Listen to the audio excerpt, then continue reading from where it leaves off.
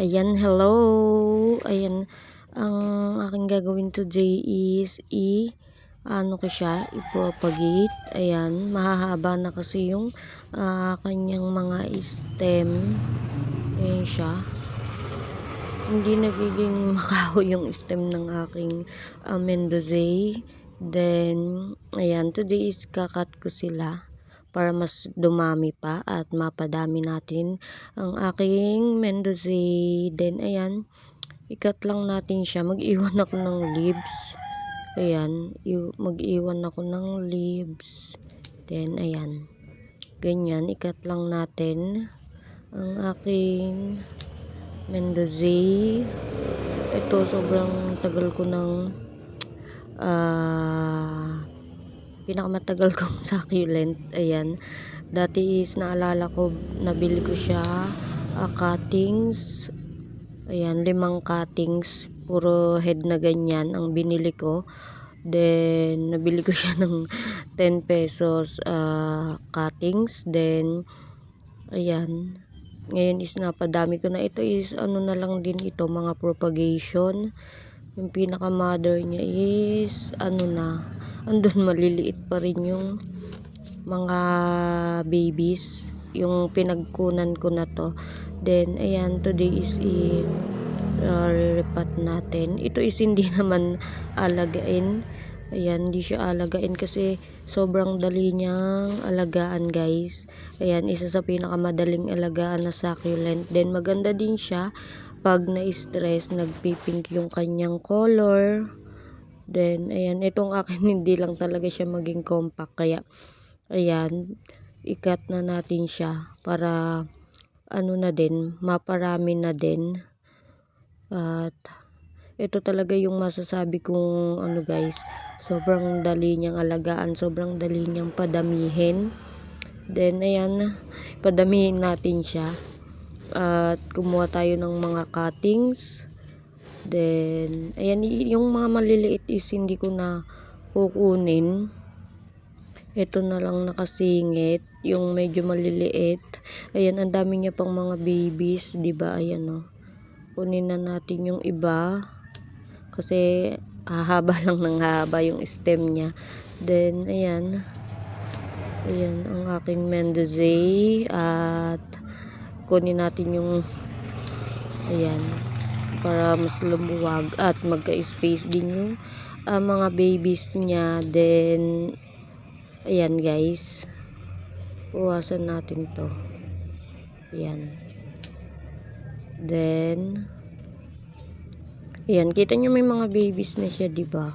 Tapos yung mga nalalagas na dahon, nilalagay ko lang dyan para maging early propagation natin. Ayan, o, dami niya pang babies, maliliit pa sila. Then ayan, lalaki sila. Mabait naman to kahit nasa rain or shine. Ayan, kahit pabayaan nyo siya, mas gumaganda pa nga siya. Then ayan, tatanim na natin siya agad. Hindi ko na i-air dry kasi mabait naman siya. Hindi ko pinuno yung ano, yung paso. Ayan, hindi ko pinuno ng potting mix. Then yung ginamit ko dito is loam soil, rice hull, tsaka nilagyan ko na rin ng pumice stone.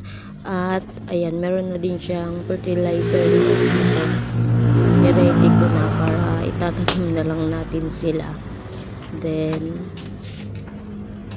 ayan, paramihin natin ng aking then ganyan lang, itinanim ko na siya agad. Hindi ko na in-air dry kasi mabait naman siya. Once na tinatanim ko tong aking mga Mendoza is hindi ko naman in-air dry. Then meron talagang succulent na need mo munang i-air dry bago itanim, pero itong alam ko ng matibay at hindi naman maselan, ayan, inaano ko na siya, tinatanim ko na agad. Pero hindi ko muna to pinapaarawan pagka tanim ko kasi na dati yung pinropagate ko, then nilagay ko sa sa naiinitan, ayun, nasunog siya, naging brown siya lahat. Kaya ayan, hayaan nating maka-adjust Then mga 1 week pwede na siguro kasi matibay naman siya. Wag lang yung katatanim lang. Then ayan, ganyan lang. Itusok na natin agad or itanim na natin. Hindi ko pinuno yung yung soil mix na to. Ayan. Then ayan, mukhang mapupuno naman natin itong pots na to sa ating mga nakuwang cuttings. At nakakatuwa kasi cuttings ko lang sila binili dati, ganyan lang na 5 piraso, pero ngayon is ang dami na nila. At buti may nabilan ako, kaso yung binibilang ko dati is wala na doon, lumipat na sila, wala na siya. Yun lang yung nagtitinda dito ng succulent, dinadayo ko pa kahit sobrang layo niya. Pero ayan, nakabili ko sa kanya ng ilan. Then ayan, nakakatuwa. Meron na akong Mendoza at sobrang dami niya from cuttings lang, kasi nga madali lang siyang alagaan at padamihin. Madali din siyang leaf propagate. Then ayan guys, napuno na natin itong pots. Meron silang space kahit kaunti.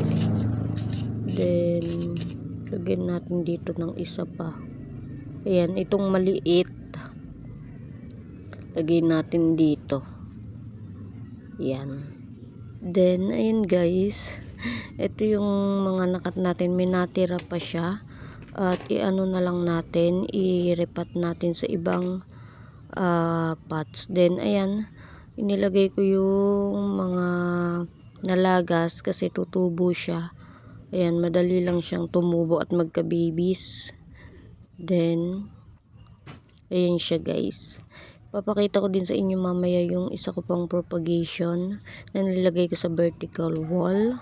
Then yung natira naman, yung natira nating cuttings is i-repat natin dito. Dito isang nakatanim si Chroma. Ayan, na ano siya guys, na maalam na may mga baby siya dyan na iwan. Then dito ko na lang i-repat ito, konti lang naman yung natira natin.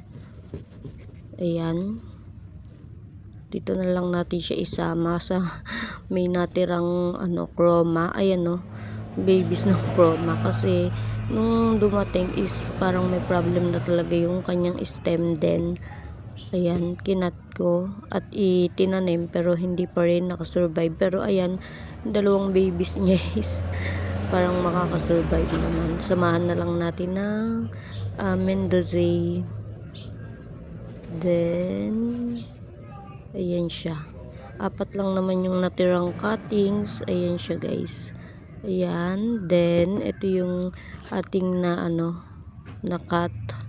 Ayan, diba? Mukhang healthy naman at maganda. Then ito yung pinaka mother plant niya ngayon. Ayan siya, dami niya pa ding babies. At soon, ayan, may propagate. Then ayan, dito yung ginawa ko dito sa may vertical wall ko. Ayan, nilagyan ko lang siya ng tali. Then ayan, nilagay ko siya dito kasi hindi naman naaarawan dito. At ayan, nilagyan ko siya ng tali para maging siya, hanging. Meron naman na kasi mga butas to. Then ayan guys, ganyan ang itsura pag bagong propagate. Dadami din siya at kakapal. Magandang mag-propagate ngayon kasi hindi ganon kainit at hindi summer.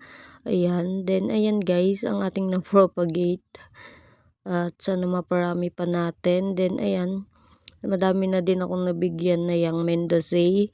Then ayan guys, may na siya dati, may mga butas na siya dati, kaya hindi ko din pinuno yung soil kasi ganyan yung gagawin ko. Ayan guys, nilagyan ko siya ng tali. Then ipapakita ko sa inyo yung aking propagation. Ito siya. Ayan, diba, ang dami niya ding babies.